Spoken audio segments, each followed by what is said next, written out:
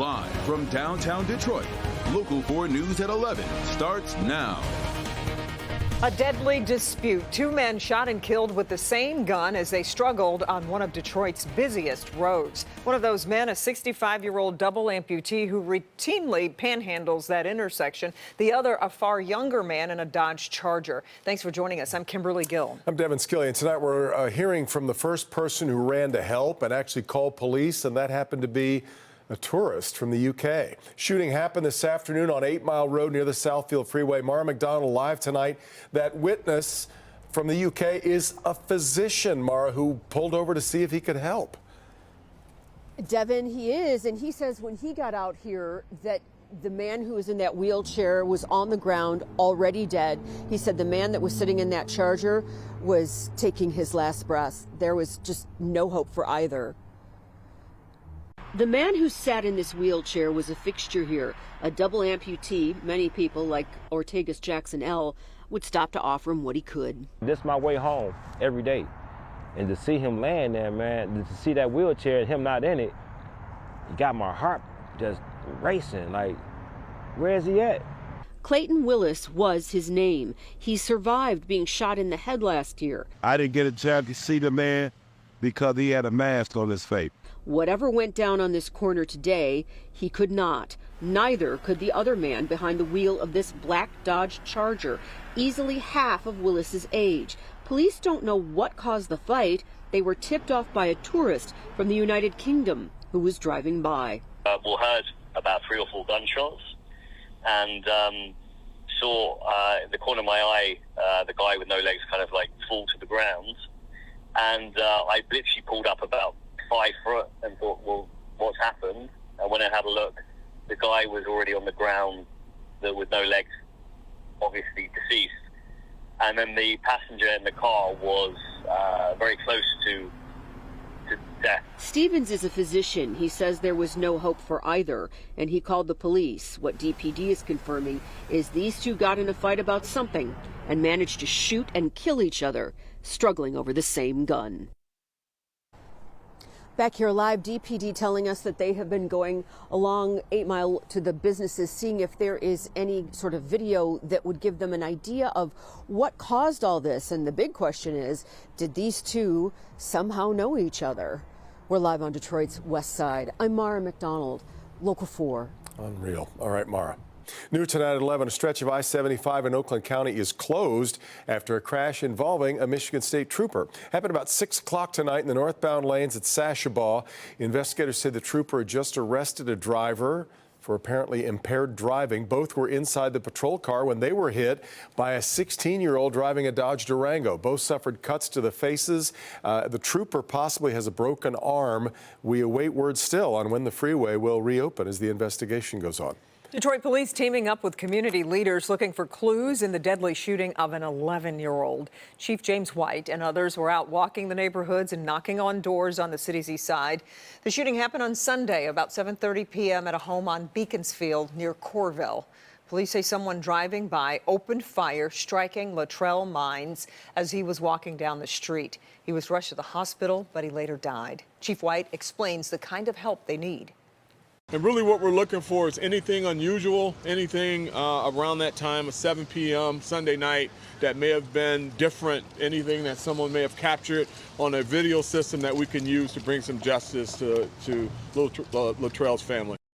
Police say they don't believe the 11-year-old was the intended target. A Romulus man faces murder charges in connection with a wrong-way crash on the Lodge. Prosecutors say 35-year-old Angel Melendez-Ortiz was running from police last Saturday when he crashed into another car.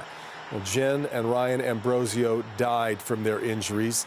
The couple were parents to 6 children. If convicted, Melendez-Ortiz could face life in prison. Big changes are coming to the Taylor School District in an effort to save money. Tonight, the school board voted to consolidate several of its schools, ultimately closing 2 buildings for good. Jacqueline Francis lays it all out for us. Jacqueline. In total, they'll be closing 2 buildings to save money. But in order to close those 2 buildings, a whole lot of moving and changing has to happen. Here's how it's going to work. The changes start slow. During year one of the plan in 2025, Eureka Heights Elementary School will close and its students will be sent to McDowell and Holland Elementary Schools. Year two in 2026 brings a lot more changes. The middle schools will consolidate into Taylor Middle School, located at the current West Middle School campus. Randall Elementary School will move to the old Hoover Middle School building. The former Eureka Elementary building will become the Early Childhood Center, and Taylor Parks Elementary School will close, sending its students to Randall and Blair Moody Elementary Schools. Finally, the demolitions, which will also come in year two of the plan, tearing down the current Randall Elementary School building and Taylor Parks Elementary School. By eliminating two buildings, the district will save money as it faces a $4 to $5 million annual deficit starting in July 2025, in part due to the drying up of COVID relief money. And I know it's not the way we want to do things. People don't want change. They don't want those items.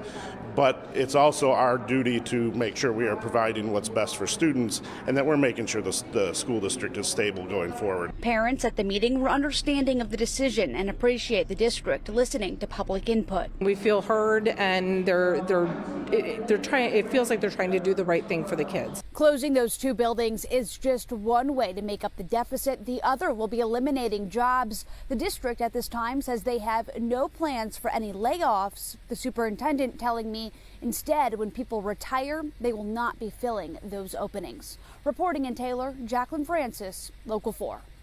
Jacqueline, thank you.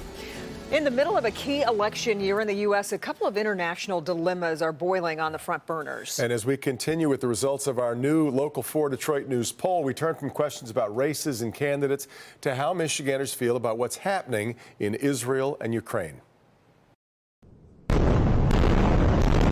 The bloody fight between Israel and Hamas in Gaza has led to clear and often bitter fissures in the U.S., long a clear ally of Israel. But our polling shows 38% of Michiganders believe Israel has gone too far in its response to the Hamas terrorist attacks.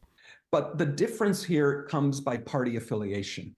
And Democrats, particularly young Democrats, believe that both Israel and the United States have gone too far. And I think, that is part of what is happening with Joe Biden's numbers. Joe Biden is really, really weak amongst young Democrats right now.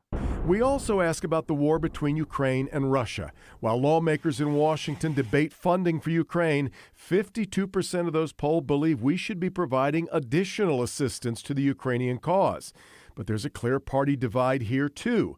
A majority of Republicans polled are against further funding. The Republican Party, which for decades has always been the one of its staunchest pillars, has been standing up against Russia. Suddenly, these Republican voters no longer want to stand up to Russia. We ask, if Ukraine were to lose the war, what would it do to the United States' international standing? It was pretty much a tie between those who believe it would weaken the U.S. and those who believe it wouldn't impact our status at all. But interesting to note, almost a quarter of those who are against funding for Ukraine say that it will weaken the U.S. on the world stage, which would seem to prioritize the money over American standing. You can find the full results of our poll at clickondetroit.com. The sister of Paul Whelan continues to push to bring the Novi native home. The White House says Elizabeth Whelan had an in-person meeting with President Biden today. The meeting lasted about an hour, and it was her second in-person meeting with Biden after she met with him back in September of 2022. The president also spoke with Paul's parents over the phone.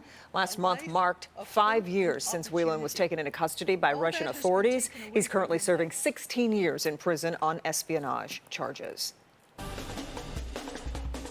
All right, we're getting details of the University of Michigan's plans for celebrating its college football national championship. Yep, school officials say there will be a parade through Ann Arbor starting at 4 p.m. on Saturday, starting at the President's House and making its way down State Street to Schembechler Hall. That will be followed by an indoor celebration at Chrysler Center at 7 p.m. Lower bowl tickets, $60. Upper bowl tickets, $30, with proceeds going to the Champion Circle Collective, which benefits U of M student athletes. We have put all the ticket information on our website at clickondetroit.com.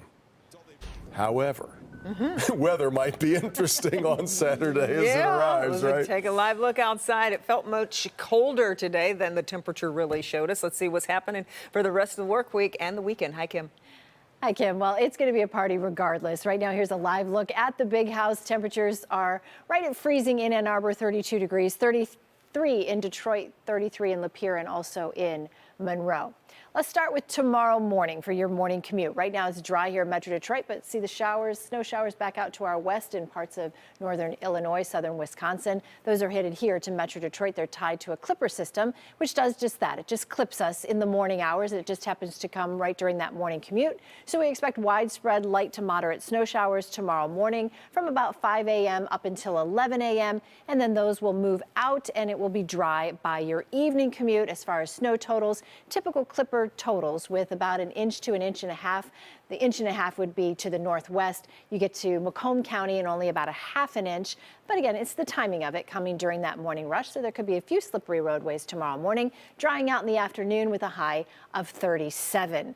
And then if you're headed to the Lions game on Sunday, woo, tailgating, it's going to be so cold. 16 degrees, 13 by 8 o'clock and 10 at 11 o'clock with wind chills below 0. We'll talk about the snow for Friday night and Saturday coming up.